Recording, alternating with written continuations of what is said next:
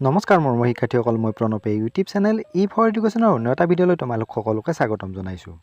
মৰমৰ শিক্ষাৰ্থীসকল, আজি মই তোমালোকৰ মাজলৈ লৈ আছোঁ হায়াৰ ছেকেণ্ডেৰী ছেকেণ্ড ইয়াৰৰ ইকনমিক্স নামৰ বিষয়টোৰ ভাৰতৰ অৰ্থনৈতিক উন্নয়ন নামৰ যিখন কিতাপ তাৰে ইউনিট নাম্বাৰ 5 গ্ৰাম্য উন্নয়ন। এই গ্ৰাম্য উন্নয়নৰ পৰা তোমালোকৰ ফাইনেলত আহিব পৰা কেইটামান অতি দৰকাৰী চমু প্ৰশ্নৰ উত্তৰ। তেতিয়াহ'লে আচোন পলম নকৰি আজি ভিডিঅ'টো আৰম্ভ কৰোঁ।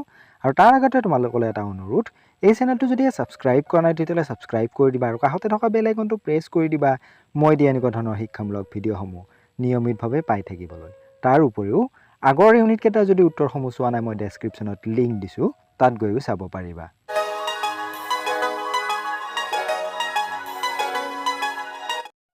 প্ৰশ্ন নম্বৰ 1, স্বৰ্ণ বিপ্লৱ কি? 1991 চনৰ পৰা 2003 চনৰ সময়ছোৱাত ভাৰতত উদ্যান শস্য যেনে ফল মূল, শাক পাচলি আৰু মৌ পালনৰ উৎপাদনত হোৱা অভূতপূৰ্ব বৃদ্ধিক স্বৰ্ণ বিপ্লৱ বুলি কোৱা হয়। প্ৰশ্ন নম্বৰ 2, নাবাৰ্ডৰ সম্পূৰ্ণ ৰূপটো কি? ইয়াৰ সম্পূৰ্ণ ৰূপটো হৈছে national bank for agriculture and rural development, ৰাষ্ট্ৰীয় কৃষি আৰু গ্ৰাম্য উন্নয়ন বেংক। 3 নম্বৰ প্ৰশ্ন, কৃষি বিপণনৰ এটা সমস্যা উল্লেখ কৰা। কৃষকসকলে তেওঁলোকৰ উৎপাদনৰ বাবে উচিত মূল্য নোপোৱাটোৱে কৃষি বিপণনৰ এটা প্ৰধান সমস্যা। প্ৰশ্ন নম্বৰ 4, আত্মসহায়ক গোট কি? আত্মসহায়ক গোট হ'ল কিছুমান সৰু সৰু গোট, বিশেষকৈ মহিলাৰ, য'ত সদস্যসকলে নিয়মীয়াকৈ ধন সঞ্চয় কৰে আৰু সেই পুঁজিৰ পৰা প্ৰয়োজনীয় সদস্যক কম সুদত ঋণ দিয়ে। 5 নম্বৰ প্ৰশ্ন, ন্যূনতম সমৰ্থন মূল্য কি? ই হ'ল চৰকাৰে কৃষকৰ পৰা শস্য ক্ৰয় কৰাৰ বাবে ঘোষণা কৰা এক ন্যূনতম মূল্য, যাতে বজাৰৰ মূল্য কমি গ'লেও কৃষকসকলে লোকচানৰ সন্মুখীন নহয়। প্ৰশ্ন নম্বৰ 6, গ্ৰাম্য ঋণৰ এটা আনুষ্ঠানিক উৎসৰ নাম লিখা। ইয়াৰ উত্তৰটো হৈছে বাণিজ্যিক বেংক। 7 নম্বৰ প্ৰশ্ন, জৈৱিক কৃষিৰ এটা সুবিধা উল্লেখ কৰা। ইয়াৰ উত্তৰটো হৈছে ই মাটিৰ উৰ্বৰতা দীৰ্ঘদিনলৈ বৰ্তাই ৰাখে। প্ৰশ্ন নম্বৰ 8, গ্ৰাম্য উন্নয়নৰ এটা প্ৰধান দিশ কি? মানৱ সম্পদৰ উন্নয়ন যেনে সাক্ষৰতা আৰু স্বাস্থ্যৰ বিকাশ। 9 নম্বৰ প্ৰশ্ন, কৃষি বিপণন কি? কৃষি বিপণন হৈছে সকলো প্ৰক্ৰিয়াৰ যাৰ জৰিয়তে কৃষিজাত সামগ্ৰী খেতিপথাৰৰ পৰা উপভোক্তালৈ হাতলৈ যায়। 10 নম্বৰ প্ৰশ্ন, স্বৰ্ণ বিপ্লৱ কিহৰ লগত জড়িত? ইয়াৰ উত্তৰটো হৈছে উদ্যান শস্য, বিশেষকৈ ফল মূল আৰু মৌ পালনৰ উৎপাদনৰ বৃদ্ধিৰ লগত।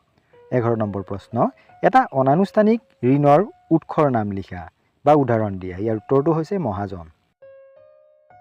12 নম্বৰ প্ৰশ্নটো হ'ল জৈৱিক কৃষি কি? জৈৱিক কৃষি হৈছে এক কৃষি পদ্ধতি য'ত ৰাসায়নিক সাৰ আৰু কীটনাশকৰ পৰিৱৰ্তে জৈৱিক উপাদান যেনে গোবৰ, কেঁচুসাৰ ব্যৱহাৰ কৰা হয়। 13 নম্বৰ প্ৰশ্ন, SHGৰ সম্পূৰ্ণ ৰূপটো কি? আত্মসহায়ক গোট বা ছেল্ফ হেল্প গ্ৰুপ। 14 নম্বৰ প্ৰশ্ন, সেউজ বিপ্লৱে গ্ৰাম্য ঋণৰ প্ৰয়োজনীয়তা বঢ়াইছে নে কমাইছে? বঢ়াইছে, কাৰণ HYV বীজ, সাৰ আদি কিনিবলৈ কৃষকক অধিক ধনৰ প্ৰয়োজন হৈছে। 15 নম্বৰ প্ৰশ্ন, নিয়ন্ত্ৰিত বজাৰ মূল্য উদ্দেশ্য কি? কৃষকসকলৰ মধ্যভোগীৰ শোষণৰ পৰা ৰক্ষা কৰা আৰু তেওঁলোকক উৎপাদনৰ উচিত মূল্য প্ৰদান কৰা। 16 নম্বৰ প্ৰশ্নটো হ'ল নীল বিপ্লৱ কিহৰ লগত জড়িত? মিল পালন বা মাছ উৎপাদনৰ লগত জড়িত। 17 নম্বৰ প্ৰশ্ন, ভাৰতৰ কোনখন ৰাজ্য দুগ্ধ সমবায়ৰ বাবে বিখ্যাত? এই ৰাজ্যখন হৈছে গুজৰাট, আমুলৰ বাবে এইখন বিখ্যাত।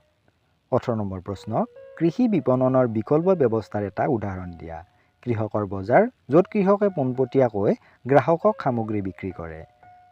19 নম্বৰ প্ৰশ্ন, নাবাৰ্ড কেতিয়া স্থাপন কৰা হৈছিল? নাবাৰ্ড স্থাপন কৰা হৈছিল 1982 চনত। প্ৰশ্ন নম্বৰ 20, আঞ্চলিক গ্ৰাম্য বেংক কোন চনত গঠন কৰা হৈছিল? 1975 চনৰ 2 অক্টোবৰত। 21 নম্বৰ প্ৰশ্ন, বিশ্বৰ ভিতৰত শাক পাচলি আৰু ফল মূল উৎপাদনত ভাৰতৰ স্থান কি? বিশ্বৰ ভিতৰত শাক পাচলি উৎপাদনত প্ৰথম স্থানত, ফল মূল উৎপাদনত দ্বিতীয় স্থানত।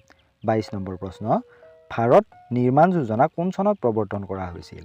এই যোজনাখন প্ৰৱৰ্তন কৰা হৈছিল 2005 চনৰ 16 মে'ত। 23 নম্বৰ প্ৰশ্ন, নিৰাশাজনক বিক্ৰী কি? যেতিয়া কৃষকসকলক তেওঁলোকৰ উৎপাদিত সামগ্ৰীসমূহ নিম্ন দামত গাঁৱৰ মহাজন বা ধনী বেপাৰীৰ হাতত জোৰকৈ বিক্ৰী কৰিবলৈ বাধ্য কৰোৱা হয়, তাকে নিৰাশাজনক বিক্ৰী বোলে। 24 নম্বৰ প্ৰশ্ন, কৃষি ভিন্নমুখীকৰণৰ এটা উদাহৰণ দিয়া। উত্তৰটো হৈছে পশুপালন। 25 নম্বৰ প্ৰশ্ন, ভাৰতত গ্ৰাম্য ঋণৰ সৰ্বোচ্চ অনুষ্ঠানটোৰ নাম কি? ইয়াৰ উত্তৰটো হৈছে নাবাৰ্ড। 26 নম্বৰ প্ৰশ্ন, অপাৰেশ্যন ফ্লাড কিহৰ লগত জড়িত? অপাৰেশ্যন ফ্লাড দুগ্ধ উৎপাদন বা গাখীৰ বৃদ্ধিৰ লগত জড়িত।